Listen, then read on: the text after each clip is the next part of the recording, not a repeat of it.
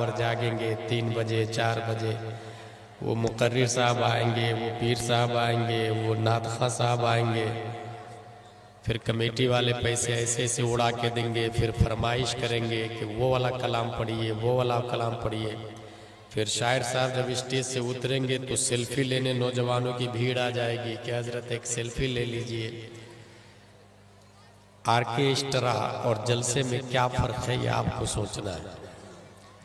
एक बॉलीवुड, हॉलीवुड, ट्रॉलीवुड के एक्टर और नाइबे मुस्तफ़ा में क्या डिफरेंट है ये आपको फैसला करना है। इस्लाम स्पिरिचुअल मजहब है, स्पिरिचुअल सिस्टम है। इस्लाम सिर्फ जुबान को खामोश नहीं करता बल्कि दिल को भी मुतमईन करता है। इस्लाम सिर्फ जिस्म को बिल्ड नहीं करता बल्कि रूह को भी खालिक़े रूह से जाके मिला देता है।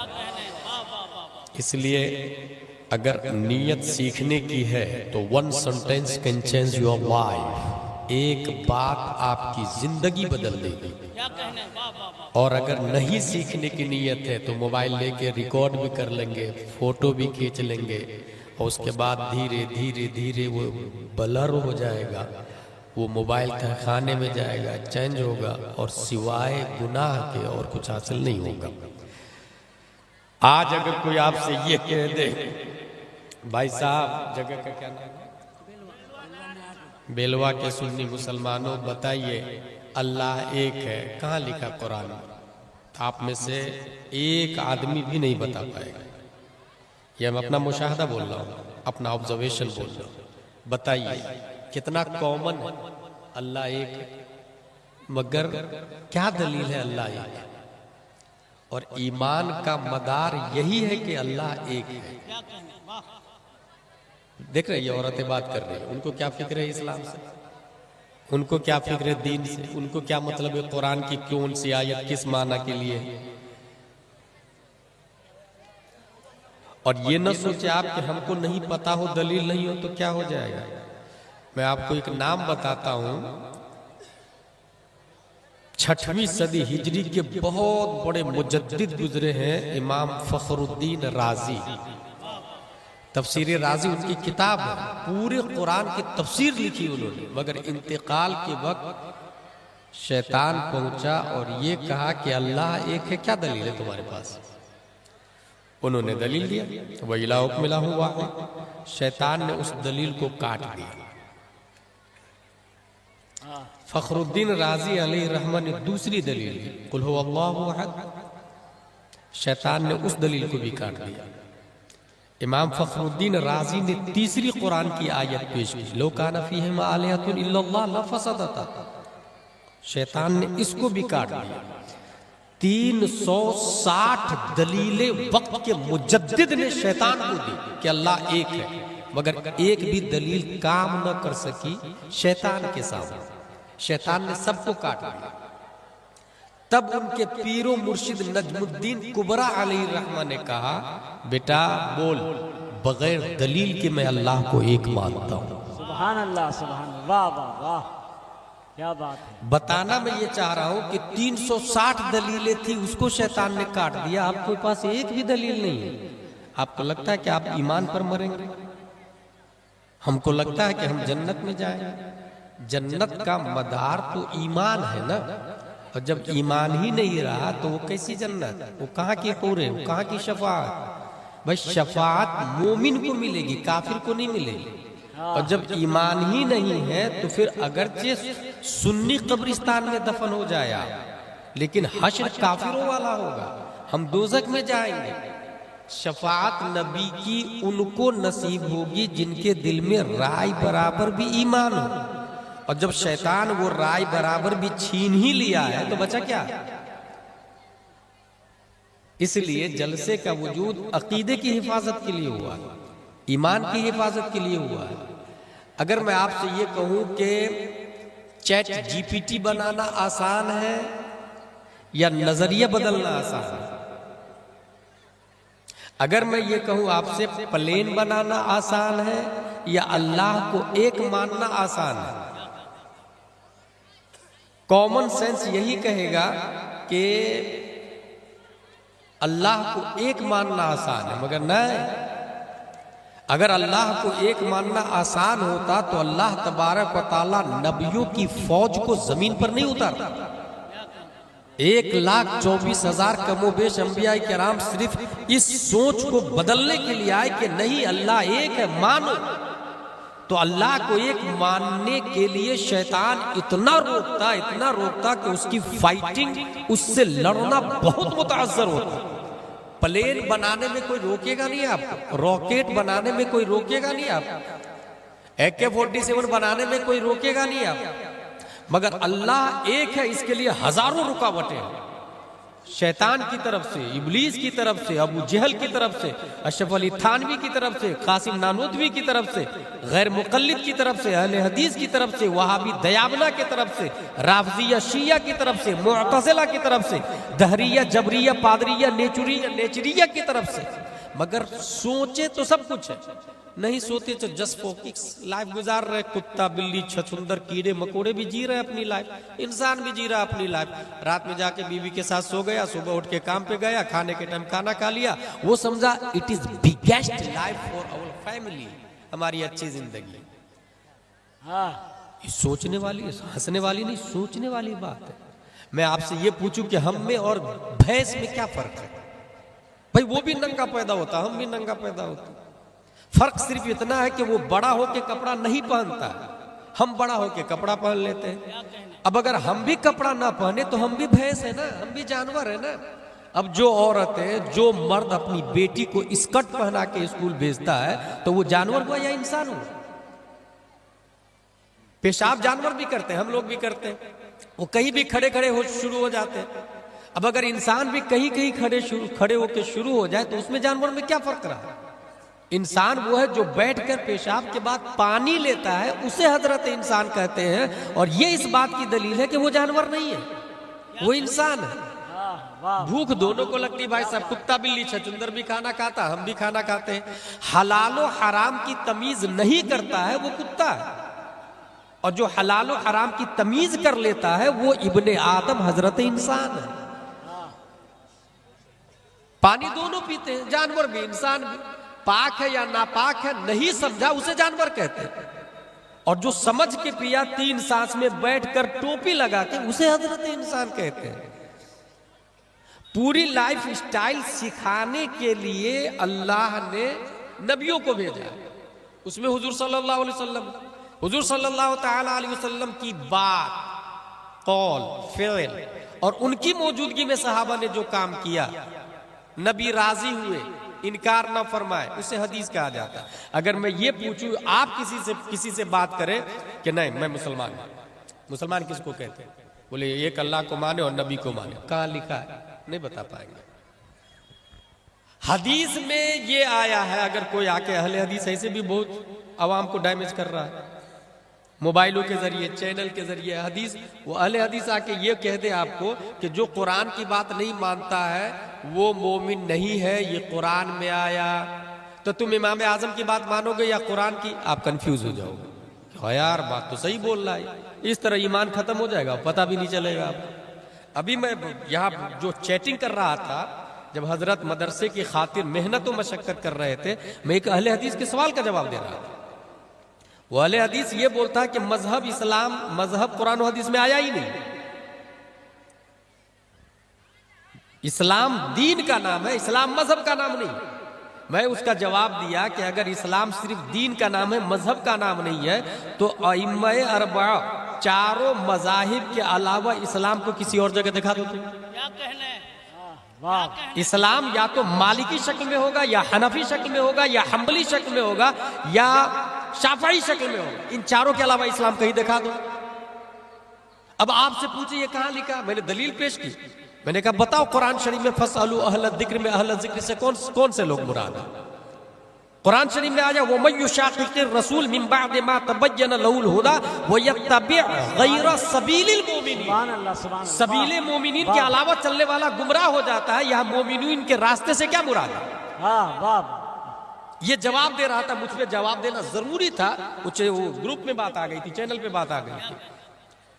तो उलमाए किराम को दीन का दर्द है, और यहां हमको यही नहीं पता कि अल्लाह एक है, कहां लिखा हुआ है, क्या आयत है। अच्छा, इसकी बनिस्बत मैंने मिस्र में देखा कि वहां पर जिस वक्त मैं टैक्सी में बैठ के फिरौन को देख करके वापस आ रहा था, फिरौन की मम्मी रखी हुई है, याद रखिएगा। फिरौन बहुत बड़ा मरदूद और जालिम था। वो बोल रहा था मैं खुदा हूं। अल्लाह ने उसकी लाश को इबरत के लिए रख दिया। आज म्यूजियम में रखा हुआ, हिल्टन म्यूजियम में। 5 रुपया लगता है हम लोग को देखने के लिए, अजहर के स्टूडेंट को। जब देखने के लिए वापस आए तो टैक्सी ड्राइवर से हमने बात की कि हम फिरौन को देख करके आ रहे हैं। उसको खुद ही नहीं पता था फिरौन यहां पर है।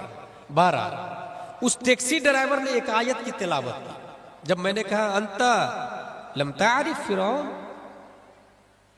उसने कहा ला ला लाकिन यौम ला यनफउ मालु वला बनून इल्ला मन अतल्लाह बिक़ल्बिन सलीम। ये टैक्सी ड्राइवर पढ़ रहा है। एक टैक्सी चलाने वाला कुरान मुकद्दस की इतनी आयत दलील में पेश करता है, दलील में, कि मालो दौलत काम नहीं आएंगे अल्लाह की बारगाह में, कल्बे सलीम काम आएगा अल्लाह की बारगाह में। वाह वाह वाह, कहां लिखा हुआ। और जो मुकर्रिर तकरीर करने आता है उसको इस टाइम बैठाया जाता है। उनको कहे कि भाई मगरिब बाद से शुरू करें, जलसा 11 बजे खत्म कर दे। महाराष्ट्र में बहुत अच्छा नियम है, 10 के बाद शुरू, आगे चला ही नहीं सकते, पुलिस की गाड़ी आ रही है। बड़ी मुश्किल, बहुत पहुंचे आपकी तो 10:30 11 हो गए। इससे क्या होता है, पढ़े लिखे लोग भी सुनते हैं। आज वकला जो मुस्लिम है, जो जज है, जो गवर्नमेंट के हाई पोस्ट पर है, IAS IPS करके जो लोग गए, वो लोग जलसे में क्यों नहीं आते? कोई टाइमिंग नहीं, कोई सिस्टम नहीं। उधर पैसा उड़ा रहा, उधर नारा लगा रहा, उधर बेनज़मी बदनज़मी है। यहां पर मैं अभी जब वुजू करने के लिए गया तो तकरीबन 10 औरतें लाइन लगा के टॉयलेट बाथरूम में खड़ी है। कौन जिम्मेदार है इसका? जो लोग अपने घर में हर साल टाइल्स बदलते हैं, वो रसूलुल्लाह के घर में टॉयलेट बाथरूम नहीं बनवा सकते। जो लोग अपने घर में हर साल दरवाजे का कलर बदलते हैं, वो मेहमान रसूलुल्लाह का घर है, मदरसा, मजहर इस्लाम, उसके दरवाजे में कड़ी है कि नहीं उसको नहीं देख सकते। जब हर साल जलसा हो रहा है यहाँ पर, तो हर साल के लिए खवातीन के लिए अलग, जेंट्स के लिए अलग इंतजाम होना चाहिए ना भाई। इस इंतजाम पे कौन गुफ्तगू करेगा? इस इंतजाम पे कौन गौर करेगा? इसका जिम्मेदार कौन हो? हदीस शरीफ में यह आया कि 4 हदीसें ऐसी है जिस पर, हदीस शरीफ हुजूर सल्लल्लाहु अलैहि वसल्लम के कौल फिल तकरीर को कहते हैं। अबू दाऊद शरीफ में यह आया कि 4 हदीसें ऐसी है जिस पर इस्लाम का मदार गर्दिश करता है, यानी बुनियादी हदीस 4 है। पहली हदीस इन्नमल अमालु बिन्नियात, आपके हर काम का, हर अमल का हिसाब होगा आपकी नीयत के हिसाब से। पहली हदीस हो गई। दूसरी हदीस इन्नल हलाल बय्यिन व इन्नल हराम बय्यिन व बैनहुमा मुश्तबहात, हलाल भी जाहिर है, हराम भी जाहिर है, इसके बीच में मशकूक है, जो मशकूक है उसे छोड़ दे। तीसरी हदीस मिन हुस्न इस्लामिल मर्इ तर्कु मा ला यानी, इस्लाम, इंसान के इस्लाम की अच्छाई में से यह है कि फालतू बातों से परहेज करे, जिससे कोई सरोकार ना हो दीन का, उससे अलग रहे। चौथी हदीस ला युमिनु अहदुकुम हत्ता युहिब्ब लिअखीहि मा युहिब्बु लिनफ्सिहि, हम में से कोई मोमिन नहीं हो सकता जब तक अपने भाई के लिए वही पसंद न कर ले जो अपने लिए पसंद करता है। इस हदीस का मतलब क्या हुआ? इस हदीस का मतलब यह हुआ कि अच्छा खुद खा रहा है, खराब दूसरे को दे रहा है। अच्छा अपने बारे में सोच रहा है, 2 जमीन देखी या 2 गाड़ी देखी या कोई भी चीज 2 देखी, तो अच्छा अपने लिए पसंद किया और खराब भाई के लिए, ये कमाल ईमान की दलील नहीं है। समझ जाए कि वो इंसान मोमिन नहीं है, वो इंसान सेल्फिश है, वो इंसान दुनियादार है। उसे पता ही नहीं दीन किसको कहते हैं, उसे पता ही नहीं कि इस्लाम में अपने भाई के लिए कितनी अहमियत और कितना आला मकाम दिया। कभी आप ये सोच सकते हैं कि आपके यहाँ गोश्त बनाओ, मटन बनाओ, तो उसमें 2-3 बोटी कटोरे में डाल के बाजू में भेज दे के हो सकता है उनके यहाँ नहीं खाना बनाओगे। मगर एक जमाना ऐसा भी था कि इंसान अच्छा खाना बनाता तो गोश्त कटोरी में डाल के, शोर डाल के पड़ोसी के यहाँ भेजता, तो पड़ोसी ये कहता था कि अल्लाह का शुक्र है कि मेरे यहाँ सब्जी का इंतजाम है, बाजू वाले भाई को दे दीजिए ना। इस तरीके से घूम फिर करके 10-15 घर से वो कटोरी रिटर्न भी आ जाती है। इतना ख्याल रखते थे वो लोग अपने भाइयों का। मगर आज हाल ये है कि बहुत अच्छा है तो दरवाजा लॉक कर लिया जाए, किसी को बताना मत क्या बन रहा क्या पक रहा, माज़ल्ला या रब्बिल आलमीन। और आपको एक बुनियादी बात मैं आपको बताऊं, ये जो दीन गालिब रहेगा उसकी वजह क्या है? इमाम अहमद बिन हंबल का एक जुमला सुने, वो फरमाते हैं दीन गालिब रहेगा उस वक्त तक जब आलिम हक बोलने में किसी से नहीं डरेगा। पावर, फौज, गवर्नमेंट, नियम, पुलिस, असलहा, बारूद, कुछ भी हो, हक बोलने में किसी की परवाह नहीं करेगा। और जाहिल इल्म न होने की वजह से खामोश रहे, जुबान बंद रखे, तब दीन हमेशा गालिब रहेगा। कुछ समझ में आया? आलिम डरे नहीं, जिसके पास इल्म नहीं वो बोले नहीं दीन के मामले में, तब दीन गालिब रहेगा। इस वक्त मस्जिद का निजाम जाहिलों के हाथ में है, कहां से दीन गालिब रहेगा? इस वक्त उलमा बहुत सारे जाहिलों के अंडरटेकिंग है, कहां से दीन गालिब रहेगा? इस वक्त अगर मुफ्ती साहब ये कहे कि अगर किसी की 1 इंच जमीन ले ली है तो जब तक वो इंच वापस नहीं करेगा उसका हज कबूल नहीं, और मुतवल्ली साहब इत्तेफाक से जमीन लेके बैठे हुए हैं, वो मुतवल्ली मस्जिद से मुफ्ती साहब को हटा देता है, कहां से दीन गालिब रहेगा? मस्जिद और मदरसे का निजाम, ये अल्लाह का घर है मस्जिद और रसूलुल्लाह का घर है मदरसा, अगर ये दोनों मुकम्मल तौर से आलिम दीन के अंडरटेकिंग हो तब दीन गालिब रहेगा। और वो भी आलिम हक बोलने में बेबाकी से काम है, डरे नहीं, जो सही है वो सही है, जो गलत है वो गलत है। अगर ये मिजाज बना लिए तो इंशाअल्लाह नज़ीम दीन के गलबा से कोई रोक नहीं सकता है। मैं बुखारी शरीफ की एक हदीस बताऊंगा, उसके बाद मेरी तकरीर खत्म हो जाएगी। ये बुखारी शरीफ है, बुखारी शरीफ में कयामत की 5 बड़ी निशानी बताई गई है। हदीस नंबर है 81। इस किताब को लिखा अबू अब्दुल्ला मोहम्मद बिन इस्माइल बुखारी ने। कुरान शरीफ के बाद पूरी दुनिया में इसी किताब का नंबर आता है, बुखारी शरीफ का। अगर आप लोगों ने नहीं देखा तो देख ले, बुखारी शरीफ ये है। और बुखारी शरीफ आप देखेंगे तो उसमें जबर जेर पेश भी नहीं लगा हुआ, शुरू में नहीं लगा हुआ, तो वो बाद में सब लगाए गए। इसमें ये आया हदीस शरीफ में, अन अनस रदियल्लाहु अन्हु क़ाल ला उहद्दिथुकुम हदीथन ला युहद्दिथुकुम अहदुन बअदी समिअतु नबिय सल्लल्लाहु अलैहि वसल्लम यक़ूल इन्ना मिन अशरातिस साअह अन यक़िल्लल इल्म व यज़हरल जहल व यज़हरज़ ज़िना व तकथुरन निसा व यक़िल्लर रिजाल हत्ता यकून लिखमसीन इम्रअह अल क़य्यमुल वाहिद। ये 5 निशानियां, बड़ी निशानियां कयामत की आई है। अब ये देखिएगा कि क्या वो निशानी हमारे अंदर तो नहीं पाई जाती है? बस ये तकरीर खत्म हो गई मेरी। 5 निशानी में से पहली निशानी अय्यक़िल्लल इल्म, इल्म खत्म हो जाएगा। पहले कम होगा, फिर धीरे धीरे धीरे खत्म हो जाएगा। कैसे खत्म होगा? उलमा इंतकाल हो जाएगा, और जो आलिम इंतकाल होगा उससे अच्छा आलिम फिर नहीं आएगा। आला हजरत का कोई जवाब आया? मुफ्ती आजम का कोई जवाब है?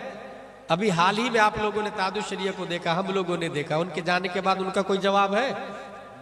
इस वक्त पूरी दुनिया में मैं नहीं बोल सकता, लेकिन 5 से 6 मुल्कों में, हिंदुस्तान, नेपाल, बांग्लादेश, श्रीलंका, भूटान, पाकिस्तान, इन 5-6 मुल्कों में हुजूर मुहद्दिस कबीर से बड़ा कोई आलिम दीन नहीं है। हुजूर मुहद्दिस कबीर, हुजूर तादुश शरिया उन पर एतमाद करते थे। उनकी उम्र 90 साल से ऊपर। दिल से दुआ है कि अल्लाह ताला उनका साया हम पर दराज फरमाए। उनके बाद क्या उनकी तरह कोई आएगा? इस तरह से इल्म खत्म हो जाएगा धीरे धीरे धीरे। फिर जब इल्म खत्म हो जाएगा तो फिर लोग क्या करेंगे? लोग ये करेंगे कि गांव के मुखिया से मसला पूछेंगे, और गांव का मुखिया मसला भी बताएगा। वो मसला बता के लिख के भी दे देगा और कहेगा लिखने की जरूरत क्या, मैं बोल रहा हूं ना, और डर के मारे लोग मान भी लेंगे। वो भी गुमराह होंगे, दूसरों को भी गुमराह करेंगे। पहली निशानी। अब आप अपने एरिया में देखिएगा, आपकी मस्जिद में इमाम साहब आलिम है या गैर आलिम है? यहां एक मसला जहन में रखें, जो हाफिज होता है वो आलिम नहीं होता, जो कारी होता है वो आलिम नहीं होता, जो नाजरा खा होता है वो आलिम नहीं होता, आलिम अलग है, हाफिज अलग है, कारी अलग है, नाजरा खा अलग है, BUMS अलग होता, BAMS अलग होता, MABS अलग होता, MD अलग होता, DM अलग होता, सबकी फीस भी अलग होती है। यूनिफॉर्म कोई भी लगा ले, BEMS MD की, BEMS MD का यूनिफॉर्म लगा ले तो वो MD नहीं बनेगा। बहरहाल कुर्ता पजामा टोपी सबको पहनना चाहिए, इसमें कोई शक नहीं, लेकिन कुर्ता पजामा टोपी वाला, हर कुर्ता पजामा टोपी वाला मुफ्ती हो बिल्कुल नहीं, हर कुर्ता पजामा टोपी वाला आलिम हो हरगिज नहीं, हर कुर्ता पजामा टोपी वाला हाफिज हो हरगिज नहीं। हम लोग क्या करते हैं, हाफिज साहब, आलिम साहब, मुफ्ती साहब, अब चाहे उनको ढंग से कुल हुवल्लाह शरीफ भी याद हो या ना हो, अच्छा बाज़ाब्ता कुछ नाजरा खां को मैंने देखा है, मैं हवाई फायरिंग नहीं कर रहा, मैंने देखा वो अपने मदरसे में आने वाले तलबा से ये कहते हैं कि मुझे आलिम साहब बोलना, अब वो है नाजरा खां, उसको 4-5 सूरतें, हमारे एक नाना है, प्यार से नाना कहते हैं उनको, खंडवा में, हमारे नाना ने कुरान शरीफ की 4-5 सूरतें याद करवाई और सही करवाई, मगर उन्होंने खुद मस्जिद बनाई है, और मस्जिद बनाने के बाद मकतब में लोग बच्चों को बुलाया पढ़ाने के लिए, और बच्चे पढ़ाने के लिए उसने अलग से रखा एक पढ़ाने वाले, लेकिन तमाम बच्चों को जाके वो ताकीद से कहता है कि मुझे आलिम साहब बोलो। इसका साइड इफेक्ट क्या होगा? अब अगर खंडवा में या आपके शहर में कोई आलिम साहब बोले कि सुलह कुल्ली से निकाह नहीं होता है, और उनके पास जाए वो जो नाजरा खाए मगर लोग आलिम साहब कहते हैं, तो वो कहते हैं कि नहीं निकाह हो जाता है, पब्लिक क्या कहेगी? दोनों आलिम साहब, पब्लिक क्या कहेगी? दोनों आलिम। भाई साहब वो आलिम साहब ने नाजरा खाया है, बोले फिर लोग आलिम कहते हैं, तो लोग आलिम कहते हैं तो लोगों के कहने से आलिम नहीं बनता। कुछ लोग फिरौन को खुदा कहते हैं, तो क्या वो खुदा बन जाएगा? कुछ लोग नमरूद को खुदा कहते हैं, तो क्या वो खुदा बन जाएगा? लोगों के कहने से कुछ नहीं होता, इस्लाम का सिस्टम बना हुआ है, और इस्लाम लोगों से चलता भी नहीं है, वो कुरान से चलता है, इस्लाम हदीस से चलता है, इस्लाम बुखारी और मुस्लिम से चलता है। इसलिए पहली क़यामत की 5 निशानियां बताने जा रहा हूं मैं। पहली निशानी, इल्म खत्म हो जाएगा। दूसरी निशानी, वयज़हरल जहल, जहालत का गलबा होगा, जाहिल लोग दादागिरी करेंगे, चलिए तेरा मसला रख अंदर, कयामत की निशानी। यहां झगड़े फसाद वाली बात मत करना, कयामत की निशानी। जो आलिम ये कहे ला इलाहा इल्लल्लाह, बदले में उनको लोगों ने मारा, उस आलिम को प्यारे मुस्तफा मोहम्मद सल्लल्लाहु ताला अलैहि वसल्लम कहा जाता है। नबी सल्लल्लाहु अलैहि वसल्लम से बड़ा कोई आलिम है? नबी ने जब ये कहा ला इलाहा इल्लल्लाह, सब लोगों का माहौल अच्छा था, सब लोग हजारों खुदा की इबादत कर रहे हैं, मगर नबी ने कहा नहीं ला इलाहा इल्लल्लाह, लोगों ने गालियां दी, मारा भी, घर भी छोड़ना पड़ा। अब आप हक बोलने पर यह कहेंगे झगड़ा लड़ाई नहीं होना चाहिए, बंद करो इसको, इसी को कहते हैं जाहिल लोग गालिब आ जाएंगे। समझ जाए आप, कयामत करीब है। 2 निशानी हो गई, 5वें निशानी पर खत्म कर दूंगा मेरी तकरीर। तीसरी कयामत की बड़ी निशानी है वो यज़हर ज़िना, ज़िना की कसरत है। कैसे? बहुत आसान लफ्जों में, आपको हैरत होगी बताऊं। इस वक्त पूरी दुनिया में कितने मुल्क हैं आप लोग को पता है? नियर अबाउट 208 मुल्क हैं। 208 मुल्कों में 150 से ज्यादा मुल्कों ने ज़िना बिर रज़ा को जायज करार दिया और पार्लियामेंट में पास कर दिया गया। फिर से मेरी बात नोट करें, 208 कंट्री है, 150 से ज्यादा मुल्कों में पार्लियामेंट में बात हुई है। ज़िना की 2 किस्में किया, ज़िना बिल जबर, ज़िना बिल रज़ा। अगर लड़का लड़की दोनों राजी हो, जैसे वैलेंटाइन डे अभी आ रहा है, हजारों लड़का लड़की गुनाह कबीरा में गिरफ्तार होंगे, दोनों राजी हो तो ये जुर्म है ही नहीं। इसको लीगली राइट दे दिया, पास कर दिया। और जवाब यहूदी और नसरानी की तरफ से अमेरिका और इजराइल बोलता है मेरा जिस्म मेरी मर्जी, कोई बोलने वाला नहीं। यही है, 1400 साल पहले हमारे नबी ने फरमाया इजराइल क्या करने वाला है, अमेरिका क्या करने वाला है, दुनिया में क्या होने वाला है। गालिब आएगा, ये लफ्ज आया गालिब। एक होता है कि इंसान गुनाह करके शर्माता है, चेहरा नहीं दिखाता है, चेहरा छुपा के चलता है, मगर बाज़ाब्ता गवर्नमेंट ही जब पास कर देगी उसको, पार्लियामेंट में पास हो जाएगा, तब क्या करेंगे आप? यही वजह है कि 4 शादी करने वाले को आपके मोहल्ले में मायूब समझते हैं, मगर 4 गर्लफ्रेंड रखने वाले को मायूब नहीं समझा जाता है। सोचे, मैं अपना मुशाहदा बता रहा हूं, मैं जेल में था, तकरीबन 9 महीने जेल में रहा हूं। एक साहब ने मुझसे यह कहा कि आपको दूसरी शादी की वजह से जेल गया था। एक साहब ने मुझसे कहा कि तुमको दूसरी शादी की क्या जरूरत थी? जो मुझे ये बोला खुद उसकी 90 गर्लफ्रेंड थी। हंसने वाली नहीं, रोने वाली बात। ये कैसा दौर आ गया, कैसा जमाना आ गया, जिसकी 90 गर्लफ्रेंड है वो मुझे कह रहा है कि दूसरी की क्या जरूरत थी आप? मैंने उसको कहा 4 सुन्नत है, गर्लफ्रेंड एक रखना भी हराम है, एक भी गैर महरम औरत से बात करना हराम, हराम अशद हराम। फूल देना या तोहफे देना या वैलेंटाइन डे को सेलिब्रेट करना यह हराम है, लेकिन शादी 4 जायज है। उसने कहा नहीं ये बात तो हमको नहीं समझ में आ रही। मैंने कहा तुमको समझ में आए या नहीं आए, हमारा इस्लाम सबको समझ में भी नहीं आता। इस्लाम उसको समझ में आता है जिसको मुस्तफा समझ में आते हैं। इस्लाम उसे समझ में आता है जिसे सिद्दीक की सदाकत समझ में आती है। इस्लाम उसे समझ में आता है जिसे उमर की अदालत समझ में आती है। इस्लाम उसे समझ में आता है जिसने करबला में इमाम हुसैन को समझा है। इस्लाम उसे समझ में आता है जिसने बगदाद के गौसे आजम की हिस्ट्री पढ़ी है। इस्लाम उसे समझ में आता है जिसे भारत में ख्वाजा गरीब नवाज की हैसियत जानी है। इस्लाम उसे समझ में आता है जो बरेली के कलंदर अहमद रजा का फतावा रज़विया पढ़ा है। इस्लाम उसे समझ में आता है जो ताजुश शरिया का फतावा ताजुश शरिया पढ़ा है। इस्लाम उसे समझ में आता है जिसे कुरान समझ में आता, रामायण, यजुर्वेद, ऋग्वेद, 18 पुराण, महाभारत, इनके समझने वाले को इस्लाम समझ में नहीं आएगा। इस्लाम समझना हो तो कुरान को समझो, जिसने कुरान को समझा उसने इस्लाम को समझ लिया। नारे तकबीर, नारे रिसालत, उलमा अहले सुन्नत, मसलके आला हजरत हजरत अल्लामा मौलाना मुफ्ती गुलाब जिलानी साहिब किबला। वाह वाह वाह, सुभान अल्लाह, सुभान अल्लाह, वाह वाह वाह वाह, जवाब देंगे, वाह।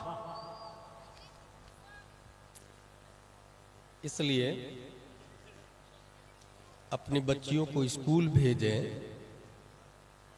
तो ब्लाइंडली बिलीव नहीं करें। जिनकी बच्चियां बिगड़ी है उनके घर पे माँ बाप को जाके समझाया गया है कि आपकी बच्ची फला से बात कर रही है। माँ बाप लड़ने लगे, मेरी बेटी पे शक, तहज्जुद पढ़ती है मेरी बेटी, 5 वक्त की नमाज पढ़ती है, मंडे को रोजा रखती है। ला हौला वला कुव्वता इल्ला बिल्लाहिल अलील अज़ीम। भाई साहब वो आपके घर गए हैं पैसे मांगने के लिए नहीं, उनका जाती कोई फायदा नहीं है, कुछ तो है, उसको समझे, उनकी तहकीक करे, उनकी निगरानी करे। एक खातून पड़ोसी मुल्क से इस्लाम को तर्क करके यहां आ जाती है और माँ बाप खुश है। यहां की लड़कियां काफिरों मुशरिक के साथ भाग जा रही है और माँ बाप खुश है कि मेरी बेटी पे तो शक करता है। और जब काफिर के साथ भाग जाती है ना, तब तन्हाई में बैठ के रोता है कि क्या हो गया। और जब बोलने के लिए इमाम साहब जाते हैं कि भाई आप अपनी बच्ची पे कंट्रोल करें, कॉलेज में फला लड़के के साथ बात कर रही थी, तो मौलाना साहब को और बोलने वाले को गाली देने लग जाते, मेरी बेटी पे शक कर रहा।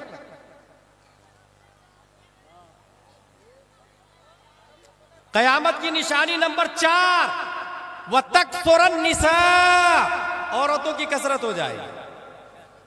ये बुखारी शरीफ की हदीस बोलने जा रहा हूं मैं। बुखारी शरीफ किन की बात है? ये रसूलुल्लाह की बात है। बुखारी शरीफ किन की बात है? इसमें रसूलुल्लाह की बात। सब लोग बोले किन की बात है? रसूलुल्लाह तो कभी झूठ बोल ही नहीं सकते। अल्हम्दुलिल्लाह रब्बिल आलमीन। तो नबी सल्लल्लाहु अलैहि वसल्लम ने फरमाया कि कयामत की चौथी बड़ी निशानी है तकतुरन निसा, औरतों की तादाद ज्यादा हो जाएगी। यही वजह है कि इस्लाम ने 1 से ज्यादा शादी की इजाजत दी है।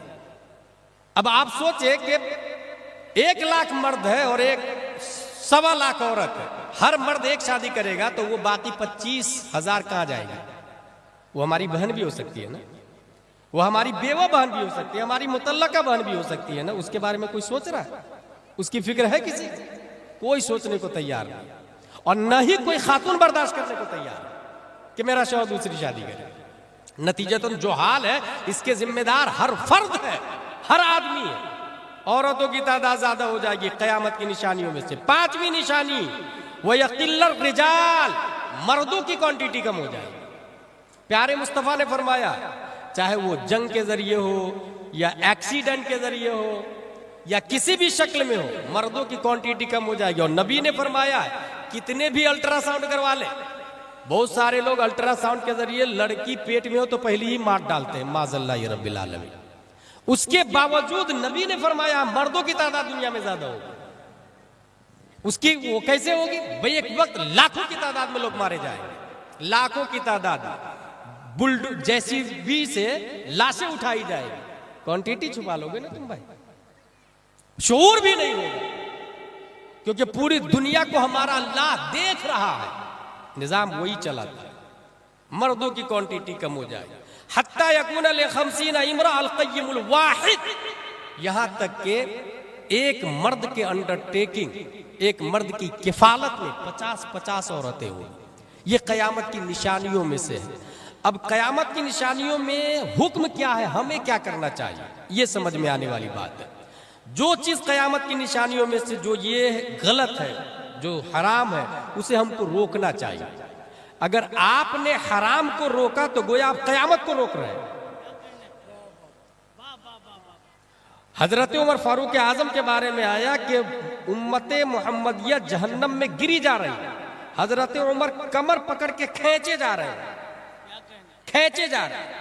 अगर आप देख रहे हैं कि ज़िना आम हो जाएगा और आपके सामने ज़िना हो रहा है तो आप रोके, आप लड़े। अगर आप रोक रहे हैं तो आप जब तक रोकते रहेंगे कयामत की मजाल नहीं कि वो आ जाए।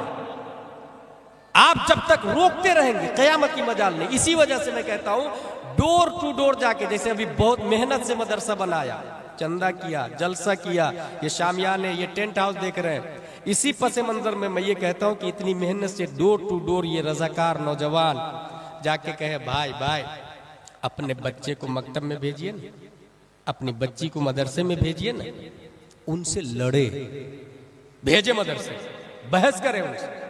और अगर वो ये कह दे who are you interfere in my personal life, she is my daughter, is my children, it is our matter, मेरा मामला मैं करूं या नहीं करूं, तब उसको कहिएगा जिस दिन आपका बच्चा मुर्तद हो जाएगा उस दिन सिर्फ आपकी नाक नहीं कटेगी, पूरे मोहल्ले वालों की नाक कटेगी।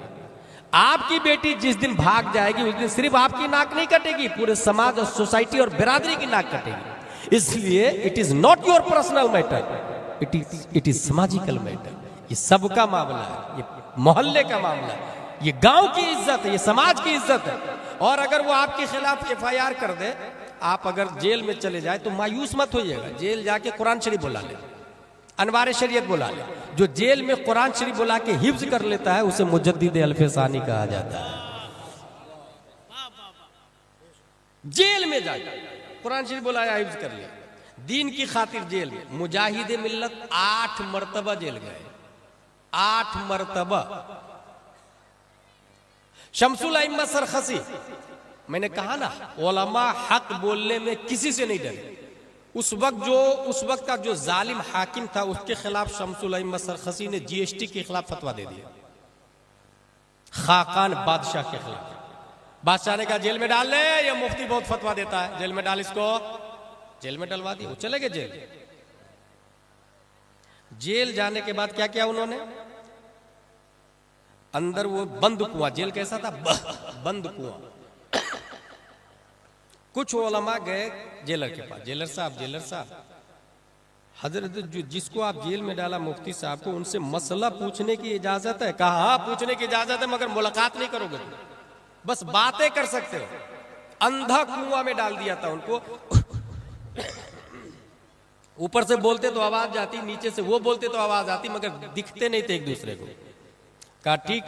तकरीबन चंद उलमाए किराम कुएं के मेढ़ पे बैठ के मसला पूछने लगे, हजरत पूरे सर का मसा फर्ज है या चौथाई सर का या आधे सर का? अंदर से हजरत शमसुल अइम्मा जवाब देते, चौथाई सर का मसा फर्ज है, पूरा कर लेना इस्तेआब, ये मुस्तहब है। उसको उलमा ऊपर लिख लेते। ये सिलसिला सवालों जवाब का 12 साल तक चलता रहा। 12 साल में उनकी बताई हुई बातों को जब छापा गया तो 20 जिल्दों में अल-मबसूत नामी किताब आज भी मुफ्तियों के लिए क्लास में दाखिल चल रही है। कुएं के अंदर, जेल के अंदर से किताब लिखी। आप तो कभी दीन के नाम पर जेल जाने से डरते हैं? आपके बेटे को अगर कोई झापड़ मार दे, बदले में आप 2 झापड़ मारे। इसी को कहते सेल्फिश, इसी को कहते दुनियादार, जिसको दीन से कोई मतलब नहीं होता। मेरे बेटे को मारा तुमने, तुम्हारी हिम्मत कैसे हुई मेरे बेटे पे हाथ उठाने की? एसपी से मेरी बनती, कलेक्टर से मेरी बनती। कमजोर समझा, बुज़दिल समझा, घटिया समझा क्या? 2 झापड़ मारेंगे उसको, बदले में FIR हो जाए तो थाने में जाके रिश्वत देकर के भी बहुत कुछ करवा लेंगे आप। यही होगा ना। मगर अगर कोई शख्स हजरत अबू बकर को गाली दे, हजरत उमर को गाली दे, हुजूर सल्लल्लाहु अलैहि वसल्लम की शान में तौहीन करे, कुरान शरीफ के खिलाफ कोई काम करे, तो किसी के सर में जूं भी नहीं रेंगता, कोई सोचता भी नहीं। हमारे बेटे को तुमने मारा। तारीख में मैदान में एक आदमी की बात बताऊं मैं। एक आदमी ने, एक बेटे ने अपने बाप से इस्लाम लाने के बाद कहा, बेटे ने अपने बाप से कि जंगे बद्र में आप मेरी तलवार की जद में आ गए थे, मगर बाप होने की वजह से छोड़ दिया मैंने आपको। बेटा ने बाप से कहा, जंगे बद्र में मेरे निशाने पर आप थे, मैं चाहता था एक ही तलवार मारता, गर्दन उड़ा देता आपकी, मगर बाप होने की वजह से छोड़ दिया। जानते हैं बाप क्या जवाब देते हैं? बाप का जवाब है, खुदा की कसम, अगर तू मेरी तलवार की जद में आता तो गद्दारे मुस्तफा होने की बुनियाद पर तुम्हारी गर्दन उड़ा देता, और हरगिज मैं नहीं सोचता कि तू मेरा बेटा है, क्योंकि कि जो नबी का वफादार नहीं वो मेरा बेटा नहीं हो सकता है, जो नबी का गद्दार है वो मेरा बेटा कैसे हो सकता है? जो नबी का है वो मेरा है, जो नबी का नहीं वो मेरा नहीं, वो कोई और नहीं, अबू कहाफा का बेटा हजरत अबू बकर सिद्दीक रज़ियल्लाहु ताला अन्हु के साथ। इसलिए हुजूर ताजुश शरीयत जाते जाते एक पैगाम देके गए, सुलह कुल्ली नबी का नहीं सुन्नियों, सुन्नी मुस्लिम है सच्चा नबी के लिए। आज की तकरीर का बुनियादी मकसद जो आप अमल करेंगे वो ये, अपनी मस्जिद में इमाम साहब आलिम रखें। अगर हाफिज हो तो उनकी जगह एक और आलिम लाए, हाफिज को हटाए मत, आलिम उनकी जगह 2 इमाम रखें। हर बच्चा, हर बच्ची मस्जिद के मकतब में जाना चाहिए। अरबी के साथ साथ में उर्दू लाजिमन पढ़ाए। अगर कोई ये सोचता है, जैसा होता है ना कि लड़की देखने जाते हैं तो ये कहते हैं कि आपकी बेटी क्या पढ़ाई की है, बोले वो 10वीं पास, बोले दीनी तालीम, बोले हाँ दीनी तालीम है ना, 5 बार कुरान शरीफ भी पढ़ ली है। भाई साहब एक बात ज़हन में बैठा ले, 5 बार नहीं 50 बार भी पढ़ ले कुरान शरीफ, ये दीनी तालीम है ही नहीं। किसने बोल दिया कुरान पढ़ना दीनी तालीम है? भाई कुरान समझना दीनी तालीम है, कुरान पढ़ना दीनी तालीम नहीं। Understanding holy Quran, that is दीनी education, not only reading education. Quran खानी का नाम दीनी तालीम नहीं, कुरान दानी का नाम दीनी तालीम है। इसलिए अरबी के साथ साथ अपनी बच्चियों को, बच्चों को उर्दू, तामीर अदब अव्वल दोम सो, मनवार शरीयत, बार शरीयत, ये लाजिमन पढ़ाए, लाजिमन पढ़ाए। और इस सिलसिले में ये ज़हन में रखें कि इमाम साहब आपके, चूंकि अगर हम यहां पर ये ऐलान करें कि ताजुश शरीयत मस्जिद बनानी है, कौन देगा पैसा?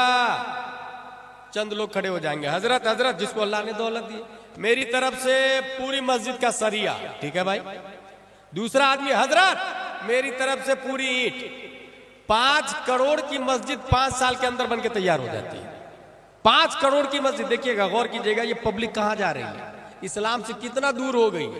5 करोड़ की मस्जिद तैयार हो गई, क्यों भाई 5 करोड़ की मस्जिद क्यों तैयार हो गई? अब 5 करोड़ की मस्जिद तैयार हो गई, अब ये ऐलान करे कि उसमें एक मुफ्ती लाना है जो अशरफिया, जमदाशाही, रोनाई, अमजदिया अच्छे इदारे से फारिग हो, काबिल मुफ्ती लाना है जो हाफिज भी हो, कारी भी हो, और आलिम भी हो, और मुफ्ती भी हो। उनकी तनख्वाह रहेगी 40,000 रुपये। कौन देगा पैसा? 12 लोग खड़े हो जाए जिनका इनकम एक महीने में 3 लाख 4 लाख रुपये है। आप बताइए, एक महीने में 3 लाख इनकम हो, साल में एक बार 40,000 रुपया देना है, ऐसे 12 लोग खड़े हो जाए, कोई नहीं खड़ा होगा। क्यों भाई? मस्जिद बनाना सवाब का काम है, काली किसने बोला? जहां ये लिखा है मम बना लिल्लाहि मस्जिदन बनल्लाहु लहू फिल जन्नह बैतन, वहीं पर ये लिखा है मल्लम यारिफ हक़्क़ल आलिमिना फहुवा लैसा मिन्ना। वहीं ये लिखा है वल्लदीना उतुल इल्म दरजात, वहीं ये लिखा है कुल हल यस्तविल लदीना यअलमून वल्लदीना ला यअलमून। आप 5 करोड़ की मस्जिद से जाके पूछिए, 5 करोड़ की मस्जिद साहब नमाजे फज्र में कितनी रकात है? 5 करोड़ की मस्जिद बताएगी आपको? नमाज फज्र में 4 रकात है, 2 सुन्नत 2 फर्ज।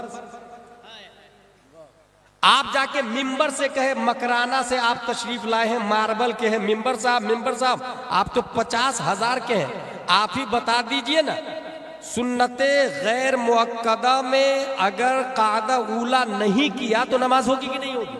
वो बताएगा। उससे पूछे दरवाजा मस्जिद 5 करोड़ के दरवाजा से पूछे, 5 करोड़ की मस्जिद में जो दरवाजा लगा है 1 लाख का दरवाजा, बहुत बड़ा दरवाजा साहब आप बता दीजिए ना, अहले हदीस और सुन्नी में क्या फर्क है? वो बताएगा। अभी राफजियत बहुत शबाब पर चढ़ रही है, हर शख्स बोल रहा है कि मुरीद उससे होना चाहिए जो सैयद हो, और वो लोग हजरत अली को खूब ऊपर बढ़ाते हैं और माज़ल्लाह हजरत अबू बकर की तौहीन करते हैं, अमीर मुआविया को जहन्नमी कहते हैं माज़ल्लाह। आप जाके पूछे दरवाजा से कि बताइए दरवाजा साहब, आप तो 1 लाख के हैं, हजरत अबू बकर सबसे बड़े सहाबी है या हजरत अली सबसे बड़े सहाबी? वो दरवाजा बताएगा। इसका मतलब क्या हुआ? 5 करोड़ की मस्जिद साइलेंट है, वायलेंट इमाम है, मस्जिद साकित है, नातिक इमाम है, मस्जिद खामोश है, बोलता इमाम है। 5 करोड़ की मस्जिद से इस मोहल्ले की जिहालत का खात्मा नहीं होने वाला। जिहालत का खात्मा मस्जिद से नहीं, इमाम साहब से होता है। इसलिए अगर 5 करोड़ की मस्जिद बना ली और इमाम नाजरा खां रखा तो जाहिल के जाहिल ही लोग रहेंगे, और अगर मस्जिद खजूर की शाख तना पत्तियों की बनी हुई हो और इमाम इमामुल अंबिया हो तो मुक्तदी अबू बकर पैदा होते हैं, तलहा जुबैर हंज़ला पैदा। इसका मतलब क्या हुआ? मतलब ये हुआ कि मस्जिद पर कम ध्यान दे, इमाम पर ज्यादा ध्यान दे। कम ध्यान दे का मतलब मस्जिद कमजोर भी रहेगी, इमाम स्ट्रांग रहेगा तो हजारों मस्जिदें बन जाएगी, और अगर इमाम कमजोर हो और मस्जिद स्ट्रांग हो तो हजारों स्ट्रांग मस्जिद को उंदुलुस में सलीबियों ने जमींदोज कर दिया, कोई पूछने वाला नहीं। इसलिए इमाम स्ट्रांग होगा तो मस्जिद स्ट्रांग होगी।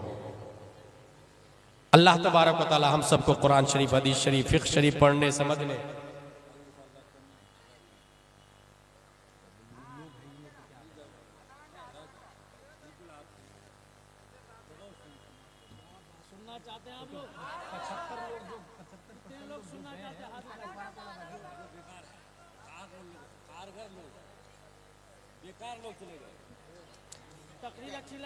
दुरूद शरीफ पढ़े। अल्लाहुम्मा सल्ली अला सय्यिदिना व मौलाना मुहम्मद व आलिहि व सहबिहि बारिक वसल्लम। सलातु व सलाम अलैका या रसूलल्लाह सल्लल्लाहु तआला अलैहि वसल्लम। चूंकि मेरे भाई कहीं भी समझने वाले, समझदार और सूझबूझ रखने वाले ये कम ही लोग होते हैं। देखिए जितनी खवातीन आई थी उसमें भी 75% जा चुकी है, जितने जेंट्स आए थे उसमें भी 75% जा चुके हैं। ये जो इंतजामिया कमेटी वो अपनी गलती तस्लीम नहीं करेंगे कि हमको आइंदा साल से 12 बजे से पहले जलसा खत्म कर देना है, एक मुकर्रिर खुसूसी बुलाना है और एक नातखा को बुलाना है, नादिर जमाली साहब को बस, और उसके बाद मखसूस टाइम में मखसूस प्रोग्राम हो ताकि सब लोग मैसेज लेके चले जाए। मैं एक बुनियादी मैसेज, चूंकि हमको कहा जा रहा है मैं फिर से बोल देता हूँ। बुनियादी बात यह है कि इस वक्त हम लोगों में 98% बच्चे कॉन्वेंट में पढ़ते हैं, सेंट पायस सेंट जोसेफ में पढ़ते हैं। ठीक है, कोई हराम नहीं, कोई बुरी बात नहीं, मगर एक सवाल है कि जो लोग कॉन्वेंट सेंट पायस सेंट जोसेफ से पढ़ के IAS IPS बने हैं, SP कलेक्टर बने हैं, उनसे जाके पूछिएगा कि आपने जो नर्सरी में पुस्तक पढ़ी थी CBSE पैटर्न का, वो पुस्तक कहाँ है? Hey you, what are you asking? I don't know. वो तो बचपना था मेरा, may be my parents know about it. मेरे माँ बाप को पता होगा, उनके माँ बाप के पास जाए। आपका बेटा कलेक्टर है, SP है, आपके बेटे ने जो सीबीएसई पैटर्न में वो जो नर्सरी में किताबें पढ़ी थी वो कहाँ है? बोले वो तो मुझको याद आ रहा है, वो भंगार में ठेला वाले को मैंने दे दिया था। अच्छा, ठेला वाले से जाके पूछे, भाई वो जो कलेक्टर बना है उसने जो नर्सरी में किताब पढ़ी थी वो कहाँ है? ठेला वाले ने कहा मैंने तो होटल वाले को दे दिया था। होटल वाले भाई साहब आपने क्या किया? कहा मखसूस साइज में कटिंग करके मैंने समोसा कचौड़ी पकौड़ी डाल के बेच दिया। समोसा खाने वाले भाई साहब आपने क्या क्या कहा? मैंने समोसा खा के पेपर को डस्टबिन में डाल दिया। डस्टबिन के साथ क्या सलूक हुआ? नगर निगम की गाड़ी आई, डस्टबिन में से डस्ट को अपनी आगोश में ली और शहर की सबसे गंदी जगह जाके उसे डंप कर दिया। A question arise in our mind, जिसने कलेक्टर बनाया वो शहर की सबसे गंदी जगह पड़ा हुआ है। कुत्ता बिल्ली उस पे पेशाब कर रहे, कोई पूछने वाला नहीं। नजासत गलीजा में पड़ा हुआ वो कागज, कोई पूछ रहा है उसके बारे में? एफआईआर जाके कर दे कि इस कागज ने एसपी बनाया है, कलेक्टर बनाया है, इसकी तौहीन हो रही है, जिसने यहां फेंका उसके खिलाफ एफआईआर। टीआई बोलेगा it is not acceptable offence, please get out this palace. ये जुर्म ही नहीं। अब दारुल उलूम मजहर इस्लाम में आया, एक बच्चा जो प्राइमरी में अम्मा पारा पढ़ा, उससे पूछिए आपने अम्मा पारे के साथ क्या सलूक किया? उस तालिबे इल्म ने कहा कि जब मैं अम्मा पारा के बाद कुरान शरीफ पर आया तब उसकी अहमियत और बढ़ गई। जब मैं एदादिया में गया तो उसकी अजमत और बढ़ गई। जब ऊला सानिया सालसा राबिया खामिसा सादिसा साबिया सामिना फजीलत तखस्सुस फिल फिक्ह मुफ्ती बना, तब मुझे समझ में आया वो अम्मा पारा जो मैंने प्राइमरी में पढ़ा था उसके बारे में आलिम का फतवा नहीं, मुफ्ती का फतवा नहीं, सहाबा का फतवा नहीं, अंबिया का फतवा नहीं, रब का फतवा है। ला यमस्सुहु इल्लल मुतहहरून, बगैर वुजू के इस कागज को छूना भी मत,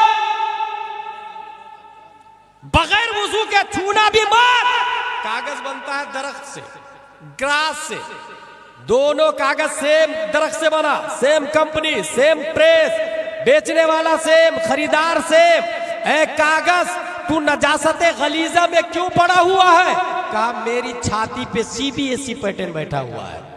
और अम्मा पारा वाला कागज तेरी अजमत इतनी बढ़ कैसे गई? कहा मेरे सीने में कुरान मुकद्दस की आयत लिखी हुई है। प्राइमरी में पढ़ने वाली किताब अम्मा पारे की अजमत जब जूं जूं आगे बढ़े बढ़ती चली जाती है। एक तरफ सीबीएसई पैटर्न है जो नजासत गलीज़े में पढ़, मल्लम यशकुरिन्नास लम यशकुरिल्लाह, जो अपने मोहसिन की कदर नहीं कर पा रहा है वो शहर का प्रोटेक्टिंग क्या खास कर पाएगा? इसलिए पूरी दुनिया में उलमा से बेहतर निजाम कोई चला ही नहीं सकता, पूरी दुनिया में। इसलिए जॉर्ज बर्नार्ड शॉ ने कहा था if any religion has the chance over England but Europe within next 100 years it is can only be Islam। चंद सदियों में, एक सदी में यूरोप नहीं पूरी दुनिया में गालिब होने वाला अगर कोई मजहब हमको समझ में आ रहा है तो वो इस्लाम है। मगर कितने अफसोस की बात है कि मुस्तशरिकीन को समझ में आता है, हम लोग पढ़ाई लिखाई से उलमा से इतने दूर है कि हमें इसकी फिक्र नहीं, इसका एहसास नहीं। एक और फर्क बता दूं मैं, एक मां जुड़वा बच्चा जनती है, सर 2, हाथ 4, पांव 4, कमर दोनों की जॉइंट, एक जिंदा दूसरा मुर्दा, क्या किया जाए? BUMS का ऑपरेशन, MBBS का ऑपरेशन, MDDM का ऑपरेशन, सबने का ऑपरेशन। वहां एक इमाम साहब भी थे, घर वाले इमाम साहब के पास चले गए, इमाम साहब मेरे घर में जुड़वा बच्चा पैदा हुआ, सर 2, हाथ 4, पांव 4, कमर दोनों की जॉइंट, एक जिंदा दूसरा मुर्दा। कुछ लोग कह रहे ऑपरेशन, कुछ लोग कह रहे दोनों को दफन कर दो, जिंदा को मुर्दा की वजह से तकलीफ हो रही है। आपकी क्या राय है? इमाम साहब ने कहा हराम हराम हराम। साहिल ने कहा हुजूर you have any solution, you have any dose, you have any medicine, you have any ideas, you have any pain killer? आप हराम हराम करें, आपके पास कोई इलाज भी है? इमाम साहब ने कहा है ना, 2 कब्र खोदो, एक में जिंदा को डालो, दूसरे में मुर्दा को डालो। मुर्दा के ऊपर मिट्टी डाल दो और जिंदा को कब्र में दूध पिलाओ।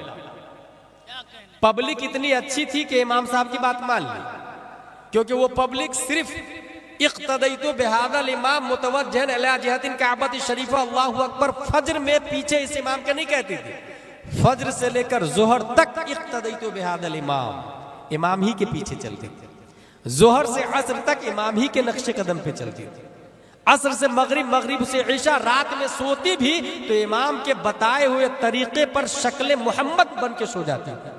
वो इतने अच्छे लोग थे कि इमाम की पैरवी करती, सिर्फ नमाजों में नहीं, वो पब्लिक इतनी अच्छी थी। इक़्तदैतु बिहादल इमाम, 24 घंटा इमाम जैसा बोलेंगे हम आंख बंद करके उनकी बात मानेंगे। इतने अच्छे लोग इमाम की बात पर अमल करने। दो कब्र खोदी, एक में जिंदा दूसरे में मुर्दा। मुर्दा के ऊपर मिट्टी डाल दी, जिंदा को कब्र में दूध पिलाया। चंद दिनों के बाद में मिट्टी ने अपना काम कर दिखाया, जिंदा को मुर्दा से अलग कर दिया। ये मसला जिस इमाम ने बताया वो साबित का बेटा नुअमान 80 हिजरी में कूफा में पैदा होने वाले इमाम आज़म अबू हनीफा।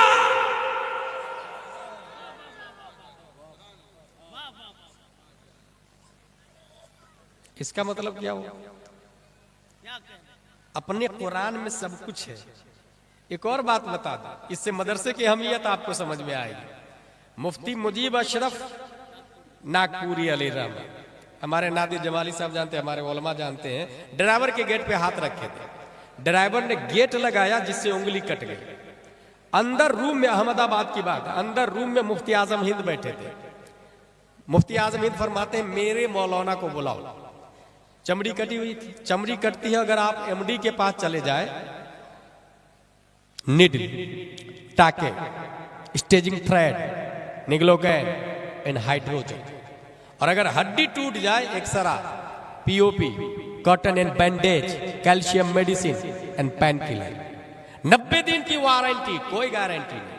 मगर मुफ्ती आजम हिंद बुलाते हैं और कुरान शरीफ की एक आयत पढ़ते हैं। वो आयत देखे कौन सी है? अम अबरमू अमरन फइन्ना मुबरिमून। इस आयत का मतलब है जख्मों को तुम भरते हो या मैं भरता हूं।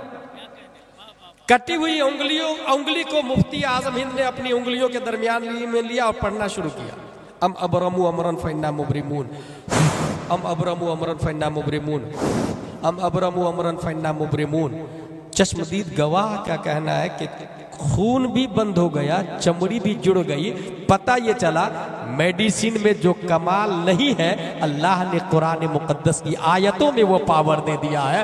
हजारों मेडिसिन, एमबीबीएस, एमडी, डीएम, जहां जनाजा निकल जाता है, वहां अल्लाह के एक नेक बंदा कुरान मुकद्दस की कोई आयत पढ़ के दम कर दे, तो जहां मरीजों, जहां डॉक्टरों का दम घुट जाता, दम टूट जाता, वहां दीन इस्लाम का एक नुमाइंदा शुरू होगा। इसलिए हासिल में हुआ क्या है, ये लोगों के अंदर मादा परस्ती ज्यादा आ गई। इसलिए मैंने कहा ना 40,000 तनख्वाह दे इमाम को, ताकि आप खुद कहेंगे कि मौलाना बनाने में फायदा है, 40,000 तनख्वाह मिलेगी। दीन का काम करना है तो पैसे ही से करे ना। 40,000 50,000 तनख्वाह दे, अपने बच्चे को आलिम बनाए। क्योंकि लोग क्या सोच रहे हैं, फ्यूचर क्या है, 10,000 की, 15,000 की, 20,000। अब एक बहुत मोटी बात बता रहा हूं आपको, बहुत बुनियादी बात है। अगर मैं यहां से एक मच्छर पकड़, ये मच्छर पकड़ लिया, कौन खरीदेगा? 5 रुपये में। आप लोग कहेंगे are you idiot, nonsense, bullshit, मच्छर बेच रहा 5 रुपये में, कोई खरीदेगा? मगर हदीस शरीफ के अंदर आया है पूरी दुनिया की वैल्यू मच्छर के पर बराबर भी नहीं है। सोचे, शॉकिंग न्यूज। 1 स्क्वायर फीट जमीन के लिए बरसों लड़ाई होती। मकान के लिए मैंने दुनिया में कम ही भाई देखे जो बाप की प्रॉपर्टी में बगैर लड़े अलग अलग हो गए। पूरी दुनिया की वैल्यू मच्छर के पर बराबर भी नहीं है। मच्छर बेचने वाले को बेवकूफ समझा जा रहा है, मगर जमीन के लिए लड़ने वाले को अक्लमंद समझा जा रहा है। सोचे आप, जो जमीन के लिए लड़ रहा है वो बेवकूफ हुआ या मच्छर बेचने वाला बेवकूफ हुआ? पूरी दुनिया की वैल्यू मच्छर के पर बराबर भी नहीं, फिर भी जमीन के लिए लड़े जा रहे हैं। इसलिए कभी भी इख्तिलाफ हो तो मदारिस की तरफ आए। मैं हिंदुस्तान में एक मदरसे को जानता हूं, तकरीबन 400 के आसपास बच्चे हैं, मगर मदरसे में खाना नहीं बनता। गांव वाले कहते हैं जब तक हमारे घर में हम जिंदा हैं हम खाएंगे, मेहमान रसूल भी खाएंगे। और जानते हैं नादी जमाली साहब वो मदरसा कौन सा है? दारुल उलूम मुजाहिद मिल्लत। 400 तलबा, किचन नहीं है वहां, खाना बनता ही नहीं। गांव वाले कहते मैं खिलाऊंगा, रसूलुल्लाह के मेहमान है ये, और रसूलुल्लाह के मेहमान खाएंगे तो सदक़े में मैं भी खाऊंगा। अगर मटन बनाए तो रसूलुल्लाह के मेहमान की नीयत से बनाए, सदक़े में आप भी खा लेंगे। खीर बनाए तो रसूलुल्लाह के मेहमान को खिलाने की नीयत से बनाए, सदक़े में आप भी खा लेंगे। अगर ये मिजाज बना लिया आपने तो मैं समझता हूं मजहर इस्लाम को अशरफिया बनने में टाइम नहीं लगेगा। मगर इतने सालों से ये इदारा जू का तू है, कोई पूछने वाला नहीं, कोई सोचने वाला नहीं। एक आखिरी बात, इस वक्त चैनल के जरिए दीन को डिस्ट्रॉय किया जा रहा है, तबाह बर्बाद किया जा रहा है, दीन को निस्तो नाबूद किया जा रहा है। हमारे में जिसके पास अल्लाह ने दौलत दी है, चूंकि एक चैनल खोलने के लिए मिलियन बिलियन लगता है, जिसको अल्लाह ने दौलत दी है वो दीन की फिक्र नहीं है उसको, और जो उलमा दीन की फिक्र करते हैं उनके पास पैसे नहीं है। इसलिए हमने एक चैनल खोला है, और ये चैनल टीवी पे नहीं चलेगा। ये चैनल आप में से हर एक के पास मोबाइल है, उस मोबाइल पे मेरा चैनल चलेगा। और वो चैनल वीडियो वाला नहीं है, यूट्यूब वाला नहीं, और पैसा कमाने के लिए भी नहीं है। वो चैनल ऑडियो चैनल है, टेक्स्ट मैसेज आएगा। 24 घंटा में एक बार मैं उस चैनल पर आता हूं, 4 से 5 मिनट अकीदे की बुनियादी बातें करता हूं, उसको गौर से सुनेंगे, उस पर अमल करेंगे। चैनल से जुड़ने के लिए मैं नंबर भी दे रहा हूं आपको, अपना अपना मोबाइल निकाले सब लोग, नंबर लिखे, और नंबर लिखने के बाद ये मैसेज कीजिएगा मुझे अपने चैनल का लिंक भेजिए। इससे ज्यादा लिखा या किसी ने बार बार फोन किया तो उसको ब्लैक लिस्ट में डालने में टाइम नहीं लगेगा मुझे। इसलिए लोग परेशान ज्यादा करते हैं और सीखते कम। इसलिए सिर्फ ये मैसेज करना है, मैं इंशाअल्लाह ऑनलाइन रहूंगा, फौरन आपको लिंक भेज दूंगा। और ये चलेगा कहां पर? ये जिस वक्त ये टेक्नोलॉजी है, इसके जरिए इंसान हराम भी कर रहा है और गुनाह सवाब भी कर रहा है। ये व्हाट्सएप वाला आप खोलेंगे ना तो यहाँ पर 4 ऑप्शन आएंगे। पहला आएगा चैट, उसके बाद अपडेट, उसके बाद कम्युनिटी, उसके बाद कॉल्स। अपडेट पर चैनल चलेगा। अपडेट आप खोलेंगे तो उसमें मेरा चैनल का वो आ जाएगा पूरा। नंबर नोट करें, 90090195330। Listen to me again once more, 90090195330। अल्लाह तबारक व तआला हम सबको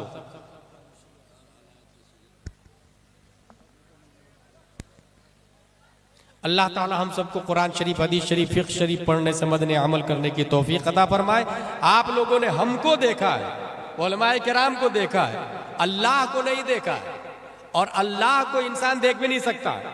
अल्लाह को दिल की आंख से तो देखा जा सकता है, सर की आंखों से देखना मुहाल है।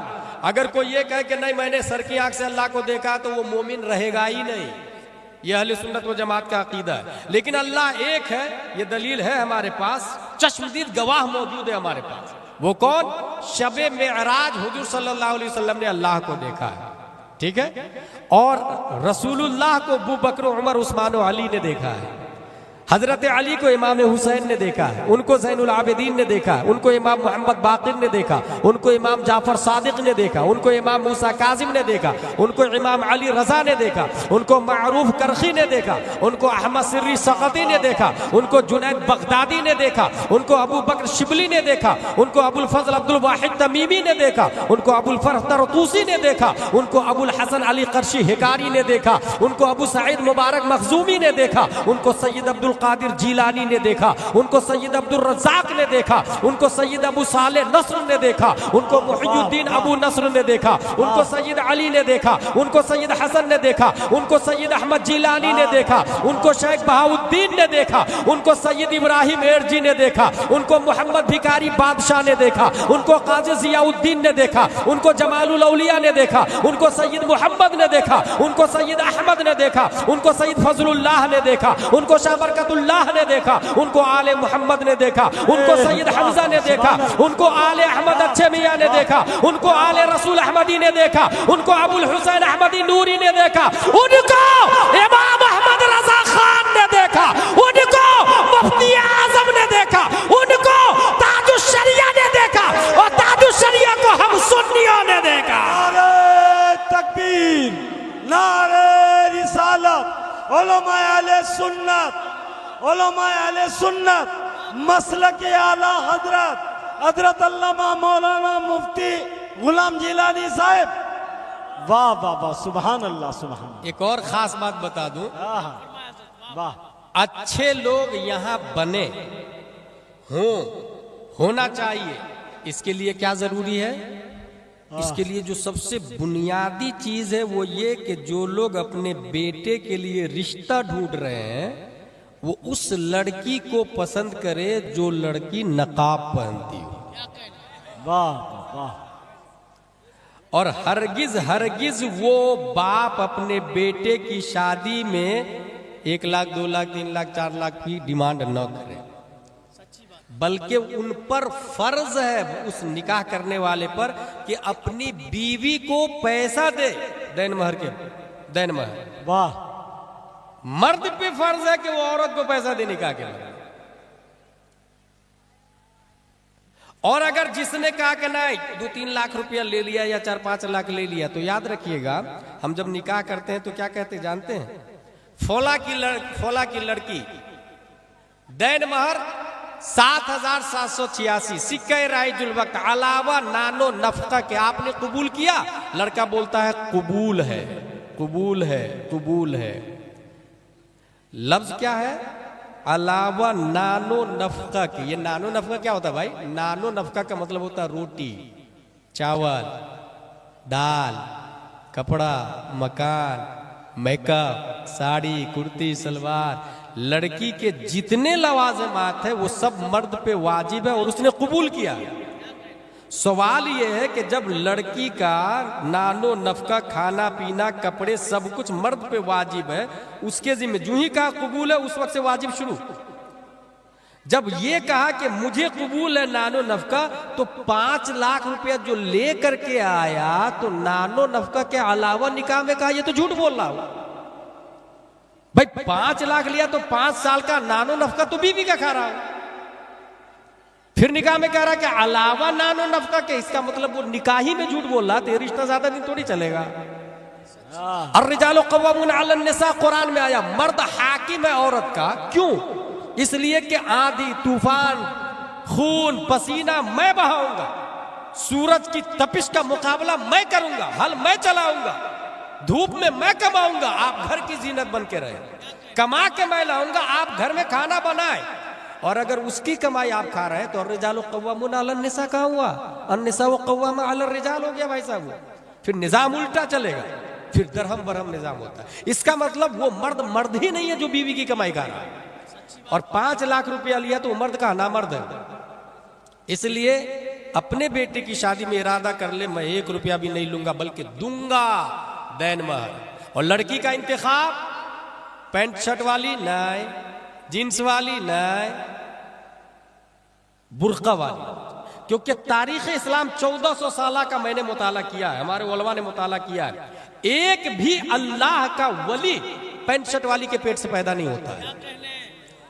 जितने तादुश्शरियत 1400 साल में पैदा हुए हैं वो सब नकाब वाली के पेट से पैदा हुए हैं। जितने मुजाहिद मिल्लत पैदा हुए हैं वो नकाब वाली के पेट से पैदा हुए हैं। जितने ख्वाजा मुजफ्फर हुसैन पैदा हुए हैं वो नकाब वाली के पेट से पैदा हुए हैं। बल्कि जितने मुफ्ती मोतियुर रहमान पैदा हुए हैं वो नकाब वाली के पेट से पैदा हुए हैं। जितने मुहद्दिस कबीर पैदा हुए हैं वो नकाब वाली के पेट से पैदा हुए हैं। क्योंकि जो नकाब पहनती है वही असल में कनीज़े फातिमा ज़हरा है, और जो फातिमा ज़हरा की कनीज होगी तो एक जमाने में हजरत फातिमा ने शब्बीर और शब्बर को पैदा किया था। आज के जमाने में गुलाम शब्बीर और शब्बर तादुश्शरिया मुहद्दिस कबीर पैदा हो। नारे तकबीर, नारे रिसालत, उलमाए अहले सुन्नत, मसलक आला हजरत, गौसिया तालीमी कॉन्फ्रेंस, जश्न दस्तार हिफ्ज़ हजरत अल्लामा मौलाना मुफ्ती गुलाम जिलानी अज़हरी साहब। वाह वाह वाह, सुभान अल्लाह। जो मैं बोला हूं कल कोई नहीं बोलेगा तकरीर अच्छी हुई, जिसने ये बोला उसने बर्बाद कर दिया। वो अमल करेंगे। अगर बेटी नकाब नहीं पहनती है तो नकाब पहनाना शुरू करें। वैलेंटाइन डे के दिन स्कूल जाने ही मत दे, घर में रखें। जो लोग हराम खोरी किए हुए अभी तक वो तौबा करें। आपके मोहल्ले में इमाम साहब नाजरा खाए तो फौरन राब्ता करें मजहर इस्लाम से और एक अच्छे मुफ्ती का इंतजाम करवाएं। मकतब का सिस्टम अगर वीक है तो उसे स्ट्रॉन्ग करें। अरबी के साथ साथ में उर्दू लाजिमन करार दे। अगर ये कर लिया आपने तो ये तालीमी कॉन्फ्रेंस अपने मकसद में कामयाब है। अल्लाह ताला हम सबको दीन सुन्नियत मसलक आला हजरत पर गामजन रहने की तौफीक अता फरमाए। खड़े होकर सलातो सलाम।